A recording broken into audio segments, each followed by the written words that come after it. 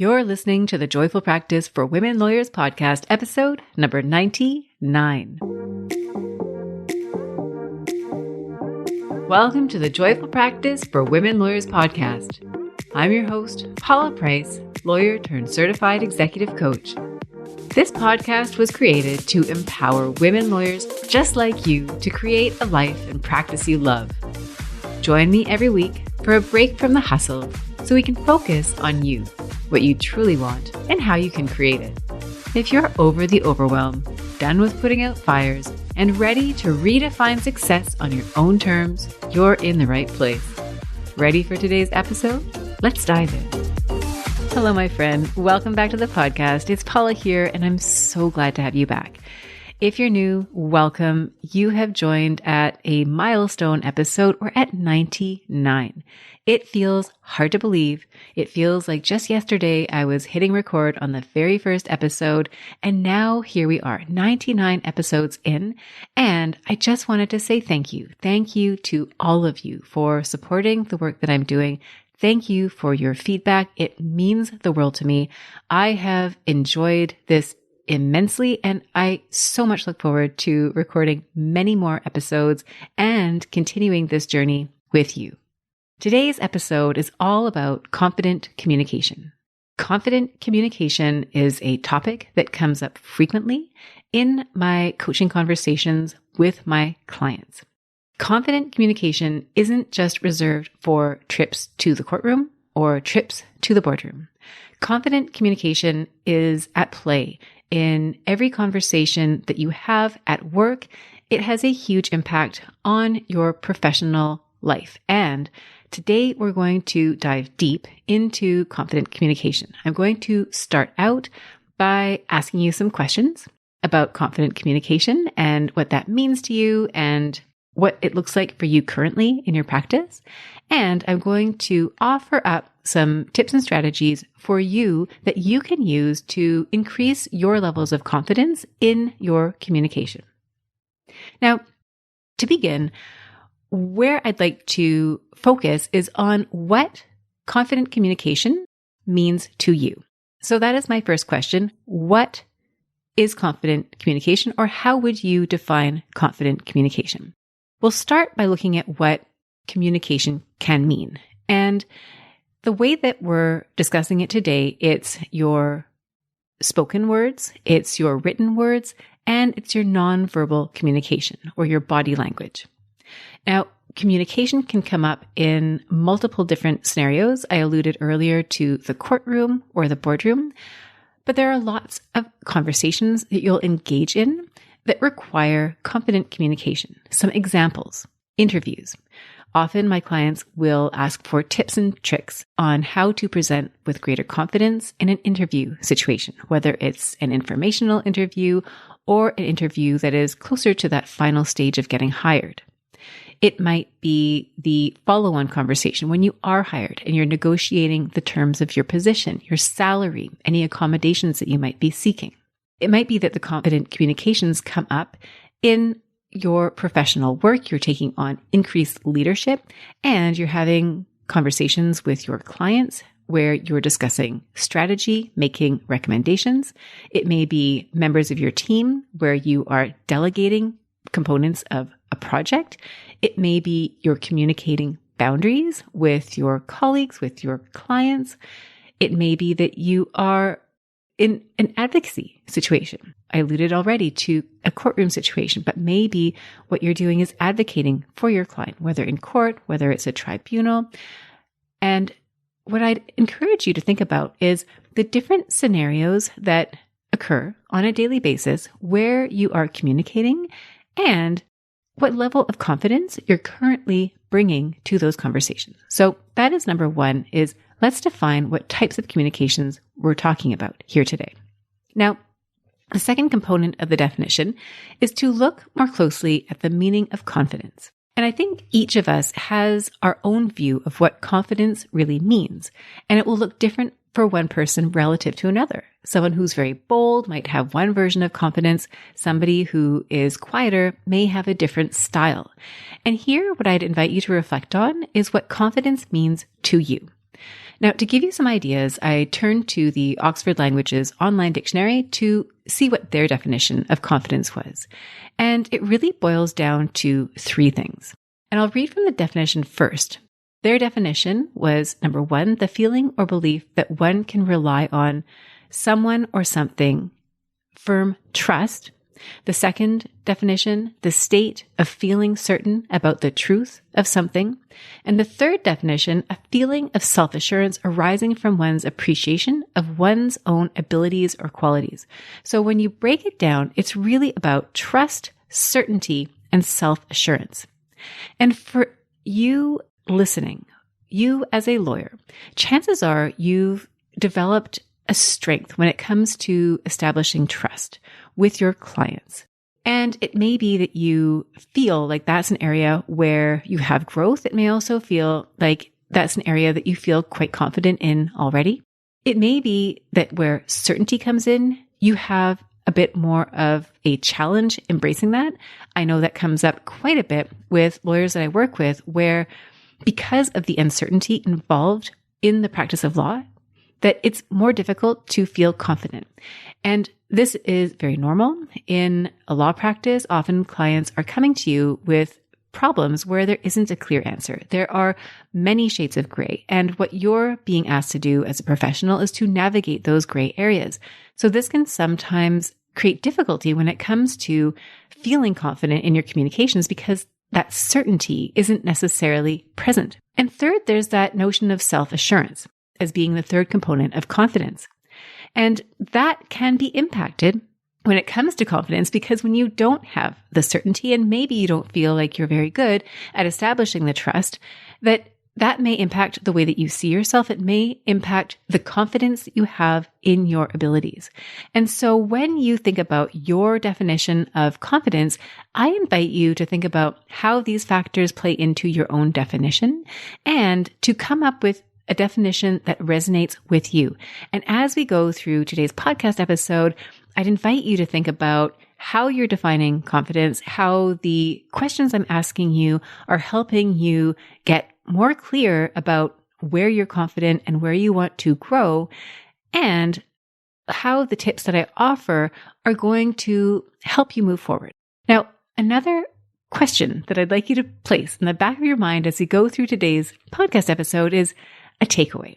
At the end of today's episode, what I'd love for you to do is to have one action step, one takeaway that you're going to apply moving forward so that you can increase the confidence that you have in your communications. So now that we've spent some time thinking about what confident communication looks like to you, what I would invite you to do is to assess yourself where you are right now. If you were to look at confidence as a scale, on a scale of 1 to 10, where 1 is very low confidence and 10 is maximum confidence, I'd invite you to think about where you would place yourself and give yourself a number. Maybe that number is 4, maybe that number is 7, whatever it is. I would then ask you to think about what are the characteristics or what are the skills or the things that you're doing when you're communicating that give you that number. So it might be that you're articulating your thoughts clearly. It may be that you're getting the outcomes that you want in those communications. It may be that you feel very well prepared. It may feel like you carry yourself well. So maybe those are some of the factors that lead you to giving yourself the number that you have assigned to yourself. I would also invite you to think about what might be missing. So maybe you feel really nervous when it comes to important communications. Maybe you feel like you don't have a protocol that you can follow when entering into a negotiation or a difficult discussion. Maybe you feel like you avoid conversations that could be difficult. So first, you're looking at the factors that build you up to that number. Then you're looking at the factors that may be representing a gap between where you are and where you'd like to be. Now, this brings us to our next question, which is, where do you want to be? If you ranked yourself at a 4 or a 7, where do you want to be in relation to your confidence levels when you are communicating? Maybe it's a 7, maybe it's a 9, maybe it's a 10. What does that look like? Imagine yourself at a 9 out of 10. Imagine yourself at a 10 out of 10 in confidence. And what does your communication look like then? How do you speak? Do you carry yourself with a certain level of poise? How do you navigate the situation where something unexpected comes up? Do you handle it with grace, or do you handle it in a way that is fumbly, or maybe you're beating yourself up? I would ask you to think about what that 10 looks like and to get really granular about what that is. Then I'd ask you to think about where you are now, where you want to be, and what would need to change for you. What would you need to do differently? And that leads us to our next question, which is, what would be different for you if you could bridge that gap? So imagine you've bridged the gap. You're at a 9 or a 10 on the confidence level. How are you different from where you are currently? Maybe you feel like you're more expansive. You feel more comfortable taking up space. Maybe you feel more relaxed in the pace with which you express yourself. Maybe you would walk into a room, whether it's a boardroom, whether it's a networking event, and you feel like you would carry yourself with more confidence, more grace, more poise. Maybe you feel like you'd be able to speak to your clients with a greater sense of authority, your colleagues, your opposing counsel. So I want you to imagine yourself in those conversations, and what is that like for you? What would be different, and what is significant about that? Maybe you'd speak up more. Maybe currently you're holding yourself back. Maybe you find that you freeze up in conversations because you're nervous, because you don't have that confidence. What would be different if you were able to enter into those conversations feeling comfortable, feeling confident, knowing that if something unexpected came up, you would be able to navigate that with ease and with grace? The next question is, what do you think is standing in your way? And if you're like some of the lawyers that I've spoken to about this topic, likely one of the first concerns that you have is knowledge. You feel like you don't know enough to feel confident in a particular communication. It may also be that you're afraid of making the wrong call. And I see this come up in a number of different ways. Sometimes it's in the job transition process. You may come to me thinking that you need more information about what opportunities are out there. And you may be reluctant to make a decision because you feel like if you choose one opportunity over another, that might somehow be the wrong decision. It may also come up in your practice where you've been asked to give an opinion on a particular subject matter and you've done a certain amount of research and you're concerned that you're going to give the wrong answer. And this is totally normal. It is very relatable. And what I'm offering today is that in your practice, in your professional life, there are going to be situations where you do not have perfect information for whatever reason. And there are going to be situations where the decision is not clear cut. It will be gray. And part of the exercise here today is learning how to feel confident communicating even when there's a lack of information, even when there is a concern that one answer might be the right answer and one answer might be the wrong answer. The trick here is to learn how to navigate your conversations so that you feel confident no matter what scenario you are placing yourself in. Now, a final question I'd like to ask you before we move into the tips and tricks on how to communicate with more confidence is to think about what you've tried so far. Now, if confident communication is something that you've been struggling with for a while, you may have Googled it, you may have tried different strategies, you may have tried a number of different things. And some of the strategies that you may have tried are trying to adopt somebody else's version of confidence. I know this is something that I've tried to do and usually without success. If somebody else has a particular style that works for them, it may not work for you. So that might be something that you have tried. It may be that you've tried preparing again and getting all the information and making sure you've absolutely dotted every I and crossed every T. And by no means am I saying that preparation and diligence are not worthwhile. As a lawyer, yes, there are times where uncovering every stone is part of the process. That being said, there are times where there's a certain level of preparation that is required, and then it's time to move forward. And so what can happen is if you over-prepare to the point that you have created a path that is so rigid that there's no room for movement, you may find that instead of that preparation helping you to feel confident in the moment, it actually makes you feel less confident because you might feel like you're stuck to a script. If something unexpected happens, you don't know how to navigate that. And so it can actually be counterproductive. Another strategy that you might have tried, whether conscious or unconscious, might be simply avoiding it altogether. Maybe you have avoided these conversations that are difficult, that would require a certain level of confidence from you, thinking that if you work behind the scenes long enough that you'll develop the confidence that you need almost in the background, and that one day you'll step into it and you'll feel so confident. And what I have experienced and witnessed is that the most effective way to build confidence is to actually communicate, is to actually put yourself in that dialogue, because that is how you're going to learn. And so whether you are someone who has spent a lot of time trying to develop your confidence in your communication, or maybe this has never occurred to you, maybe this is something where you feel like you're already confident, I invite you to consider the strategies and suggestions that I'm going to offer to you and think about how they would apply to you in your practice where you are right now. So I've got 5 strategies altogether, 5 different headings, and I'm going to go through them one at a time. And again, think about how these might apply to you. Now, the first strategy is to look at your mindset when it comes to communication. So one of the things that I've noticed among lawyers that I've worked with is that sometimes your internal narrative is so brutal that actually undermines your confidence. So you can imagine if you're giving a presentation and maybe you make an error, and after the presentation or even during the presentation, that inner critic starts to bully you, starts to beat you up. That is not going to help you communicate with confidence.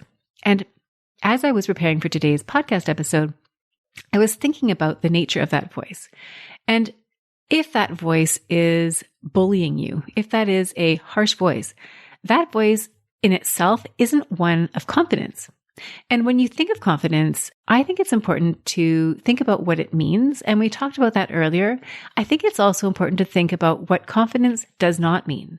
Confidence does not mean arrogance. Confidence does not mean bullying.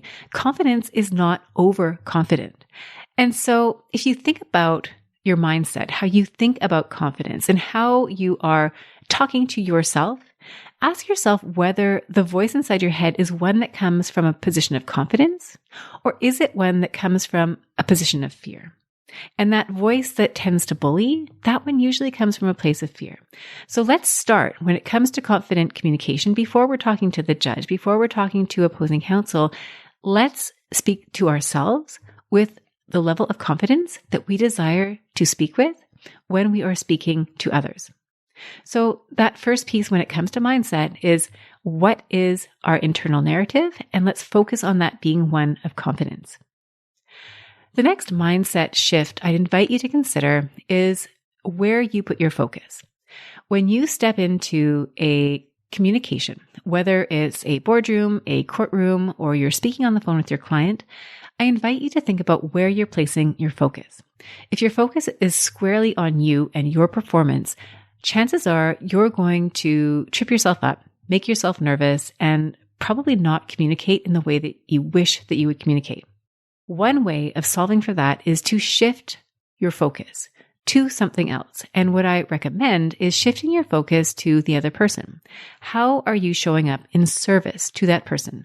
How are you showing up in service of the problem? If there's a problem that you're trying to solve, how is what you're communicating serving to solve that problem?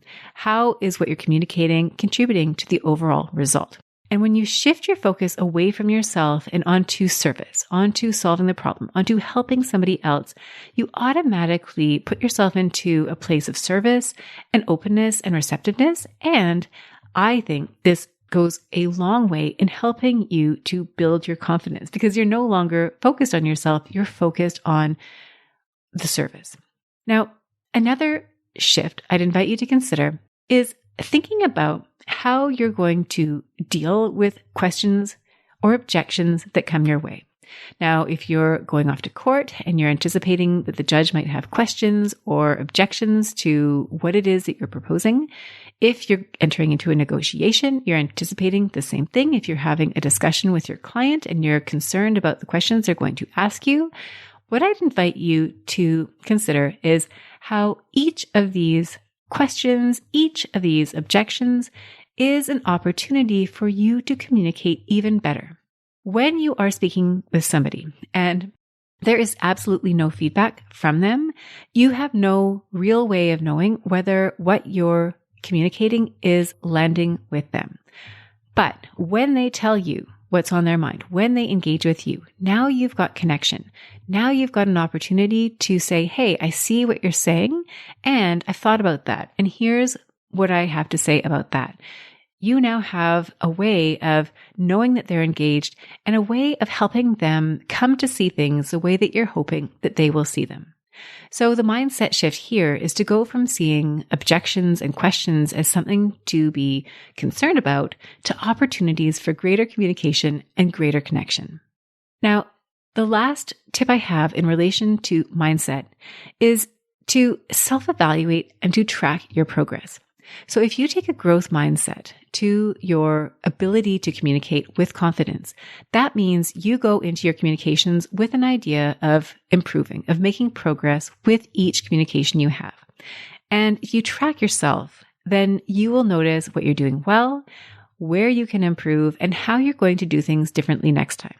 So after each communication where you feel like you've put an intentional effort into communicating with confidence, I encourage you to ask yourself 3 questions. What went right? What didn't work? And how will I do this differently next time? And if you do this as a practice, you will continue to grow. You will continue to improve your communication skills and you'll develop greater confidence over time.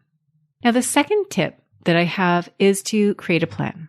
Now, there's a tension here when you create a plan for a communication between having a script that is so tight, that is so scripted that you're frozen into it versus one that is so loose that you don't really know what you want to say. And what we're trying to strike here is a balance between the two.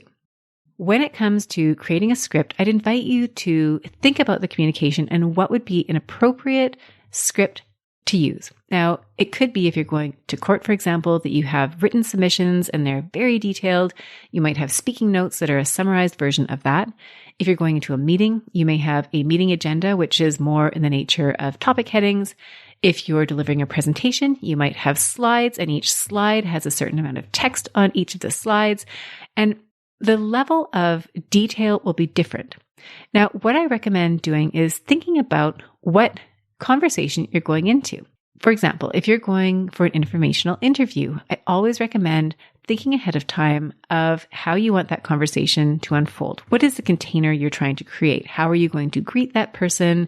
How are you going to wrap up that conversation? What is going to happen in the middle? What questions are you asking? What essential points are you looking to make in that conversation?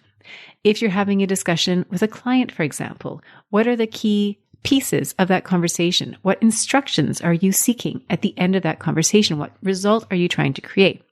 So my suggestion is if you want to communicate with confidence, it helps to have a framework. It helps to have a goal in mind. And what I invite you to do is to have a framework for that conversation.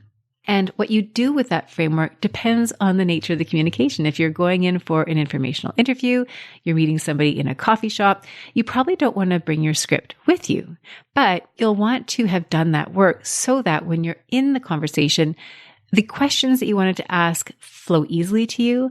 And you also aren't looking down at a piece of paper because that might make the other person feel uncomfortable.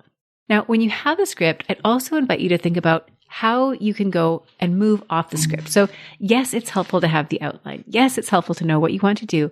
And I invite you to be open to where that conversation is going. So going back to that earlier example of questions that might come your way.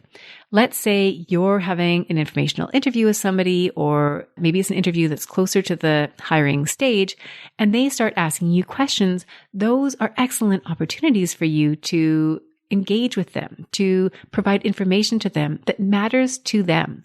So you may be going off script, but you're going off script in a direction that furthers the communication, that furthers the connection. So that's tip 2, is have a plan, but allow that plan to be flexible and allow it to be scripted at a level that you know what you want to say, but you're not tied to certain words. Now, the third suggestion is language. And here you may find that there are certain words that you use or certain phrases or certain habits that undermine the level of confidence with which you are speaking and communicating. So I like to think of emails in this example because when you write an email, it's really easy to see the words that you're using on a page or on your screen. Easier, for example, than if you're speaking. If you're speaking, then you may not catch it unless you're working with a coach and your coach points it out to you or someone else points it out to you.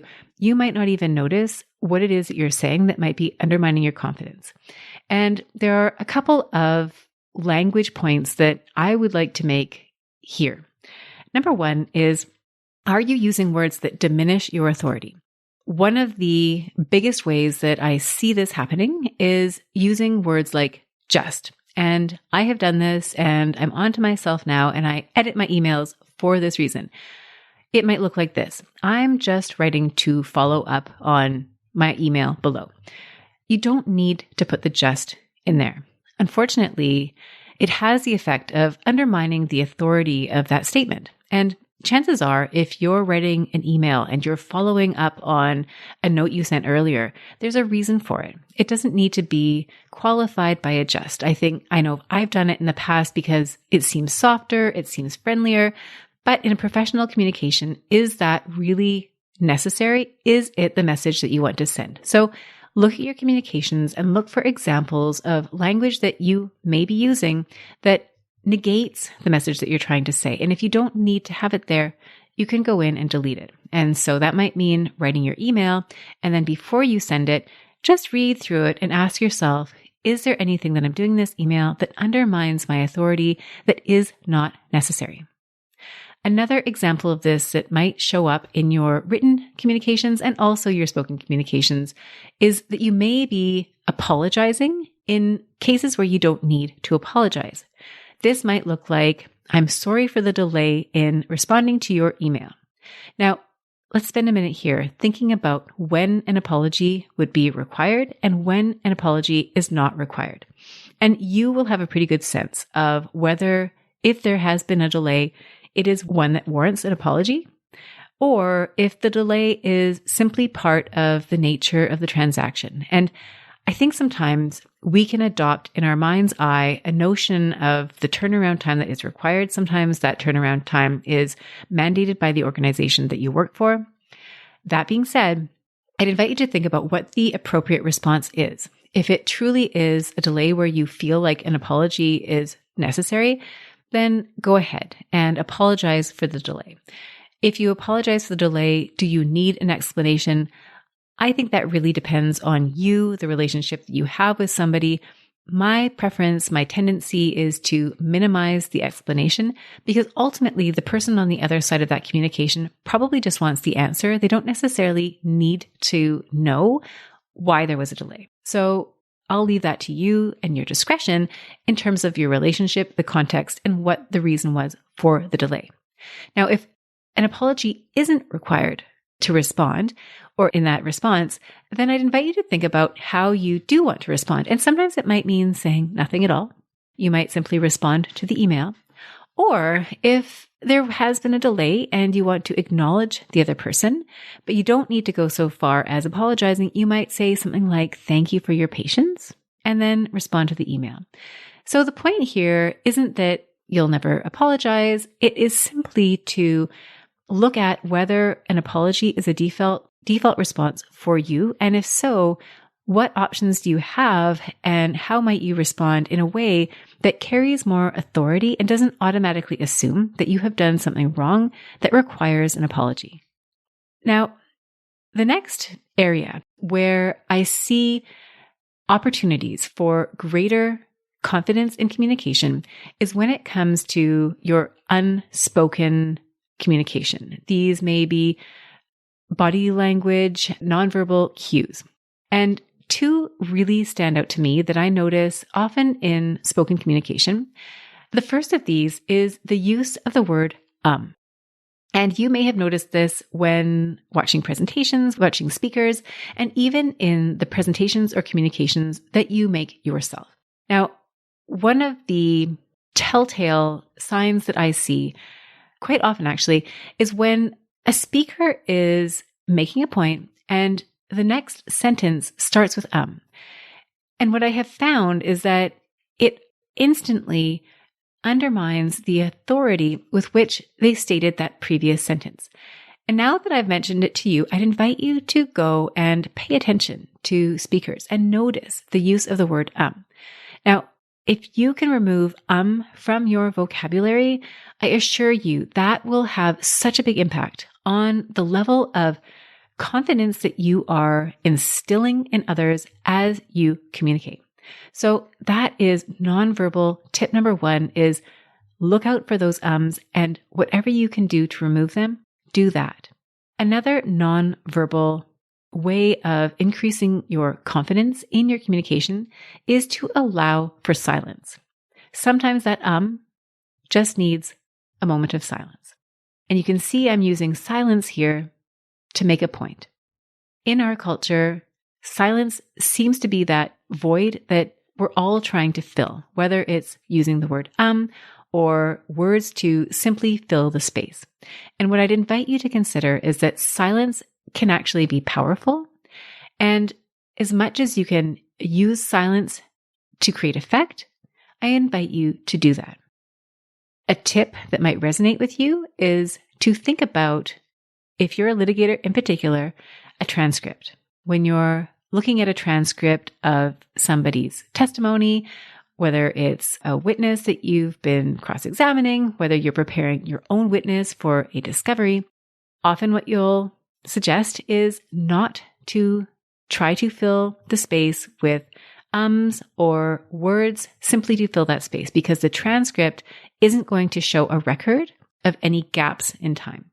So think about it that way. As you're speaking, there's a transcript that's being processed and you don't need to have those in there. They're not adding anything. So if that helps you to remove the and to allow for the silences, then use those as ways to stop trying to fill the space and to simply allow for the silence. Now, another nonverbal cue or tip that I would like to offer is in relation to upspeak. Upspeak is when you end your sentence as though it was followed by a question mark, even if that sentence should be ended by a period. So what does that look like? Maybe the sentence is, the grass is green. See, it ends on a low note. Versus the grass is green, where it sounds like a question. And upspeak may be cultural, it may be how people around you are speaking, but it undermines the authority that you have when you are speaking. So if upspeak is something that you do as a matter of habit, I encourage you to first notice it and then develop a practice of ending your sentences on a low note.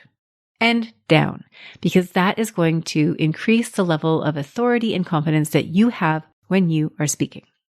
Now, finally, the last suggestion that I have in terms of confident communication is practice. Practice, practice, practice. The more opportunities that you take on to put yourself in situations where you're required to communicate, the greater you're going to develop your skills, especially if you're doing the exercise I suggested, which is to self-evaluate. What worked? What didn't work? What are you going to do differently next time?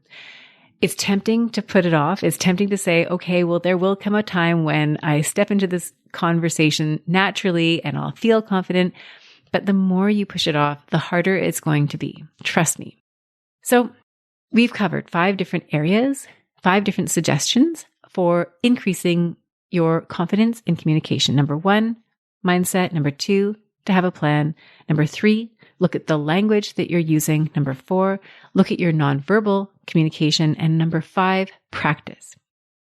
Now, I mentioned earlier that I was hoping you would have a takeaway from today's conversation. So I'd invite you to reflect on what we've covered today, the different types of conversations where you want to convey confidence, the different meanings that you might ascribe to confidence and what that looks like for you, where you currently rate yourself, where you want to be, and what you need to do to close the gap to get there. And I'd invite you to use that takeaway to your advantage, to implement that in the communication that you're having in your day-to-day, whether it's cutting out the ums, whether it's using silence to greater effect, whether it's modulating your voice so that you are ending on a down note instead of that upspeak. And what that will create for you when you're able to increase the level of confidence that you have in your communications is that you will continue to build your confidence. Imagine it like a snowball. It just picks up greater momentum. It grows, it grows, it grows. I also invite you to think about how building your confidence in your communications is going to help you align your self-confidence, what you're experiencing as your self-concept, with the external expression of your confidence. And those two really do go hand in hand. What you'll need to implement these strategies to build your confidence is number one, awareness. Listening to this podcast, listening to the different scenarios where confidence is at play and thinking about that in relation to your own practice, thinking about how you rank yourself, what greater confidence would look like for you in your communication, in your style. This awareness is really the first step toward developing that muscle to building your confidence. You will also need to evaluate yourself. As I mentioned, think about how it is that you are doing, what is working, what isn't working, and how are you going to apply that self-awareness going forward. And rather than looking at this as something that you need to transform overnight, look at this as a progress, something that will happen one step at a time, one tweak at a time, one conversation at a time, until such time that you find that you have gone from a 4 out of 10, a 5 out of 10, a 7 out of 10, to an 8, to a 9, to a 10, and see what impact that has in your practice. So my friend, that is what I have to share with you today. Thank you so much for joining me. I hope that these tips resonate with you. I hope that you were able to see for yourself how each of these examples might resonate for you and that there is a takeaway that you're going to implement in your conversations starting today. And if you have feedback that you would like to share with me, if you would like to share any feedback about the podcast in general, if you'd like to reach out to talk about doing more of this work, whether it's in a one-to-one capacity, or if you're interested in working with me as part of a group, I would love to hear from you. You can reach out to me on LinkedIn, by email, whatever method best suits you. And with that, I just wanted to thank you again for tuning in this week. It has been a pleasure, and I'm very much looking forward to connecting with you next week for episode 100. Thank you, and bye for now. If you enjoyed today's show and don't want to miss an episode, subscribe and follow the show wherever you listen to your podcasts. If you haven't already, please leave a rating and review. Your feedback will help me create a podcast that's tailored to your needs and goes straight to the heart of what matters to you. For instructions on how to subscribe, rate, and review the podcast, visit www.thejoyfulpractice.com/podcast launch. See you next time. Thank you for listening to this episode of the Joyful Practice for Women Lawyers podcast. If you want more information, visit www.thejoyfulpractice.com. See you next week.